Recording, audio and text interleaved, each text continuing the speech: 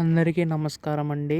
తెలంగాణ రాష్ట్ర వ్యాప్తంగా ఉన్న పెన్షన్దారులందరికీ కూడా రాష్ట్ర ప్రభుత్వం గొప్ప శుభవార్త అయితే చెప్పిందనమాట. మనకి ఈ యొక్క పెన్షన్ సంబంధించి పెన్షన్ పంపిణీ చేయడానికి రాష్ట్ర ప్రభుత్వం సిద్ధమైనట్లుగా తెలుస్తుందండి.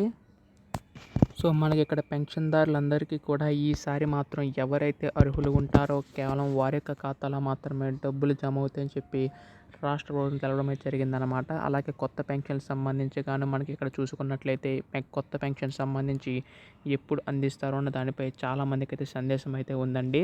అయితే దీనికి సంబంధించి మనకి నిధులనేవైతే ఎన్నికల టైంలో ఈ యొక్క పెన్షన్ అంటే 4016 వృద్ధుల వితంతులకి అలాగే దివ్యాంగులకి 6016 పెంచి ఇస్తామని చెప్పి హామీ అయితే ఇవ్వడం అయితే జరిగింది కదండి. సో దీనికి సంబంధించి మనకి అప్డేట్ అయితే రావడం అయితే జరిగిందనమాట. సో ఏ ఏ జిల్లాలకి పెంచిస్తారు, సో ఎవరికి ఇస్తారు ప్రతిదీ కూడా ఈ వీడియోలో మొత్తంగా తెలుసుకుందామండి.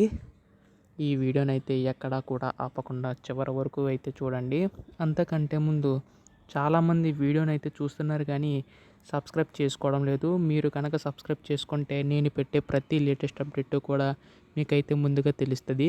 ఇంకా ఆలస్యం చేయకుండా వీడియోలోకి అయితే వెళ్ళిపోదాం. సో మనకి తెలంగాణ రాష్ట్ర వ్యాప్తంగా ఉన్న పెన్షన్దారులందరికీ కూడా రాష్ట్ర ప్రభుత్వం గొప్ప శుభవార్త అయితే చెప్పిందనమాట. సో మనకి యొక్క కొన్ని జిల్లాలకి మనకి పెన్షన్ పంపిణీ చేయడానికి రాష్ట్ర ప్రభుత్వం సిద్ధమైనట్లుగా తెలుస్తుందండి.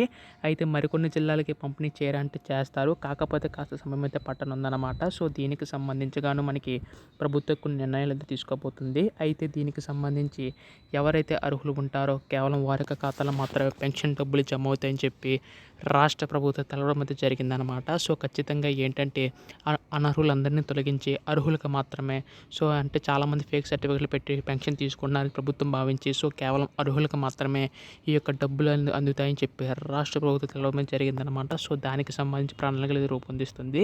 అయితే దీనికి సంబంధించి కూడా మనకి గత ప్రభుత్వంలో మనకి 2000 రూపాయలు అలాగే 3000 రూపాయలు ఇచ్చేవారు కదా. సో మనకి తర్వాత జనవరి నుంచి మనకి ఈ యొక్క పెన్షన్ అంటే చివరి వారాల్లో పెన్షన్ పెంచి ఇస్తామని చెప్పడం అయితే జరిగిందనమాట. సో దీనికి సంబంధించి కూడా త్వరలో అధికార ప్రకటన రావడం అయితే జరిగిందండి. సో మనకి సంక్రాంతి తర్వాత ఈ యొక్క కొత్త పెన్షన్ సంబంధించి కూడా మనకి అప్డేట్ అయితే ఇవ్వడం అయితే జరుగుతుందన్నమాట. సో దీనికి సంబంధించి కూడా మనకి ఏ చిన్న అప్డేట్ వచ్చినా కానీ మీరు ముందుగా తెలుసుకోవాలనుకుంటే ఛానల్ని అయితే సబ్స్క్రైబ్ చేసుకోండి. ధన్యవాదములు. జై హింద్.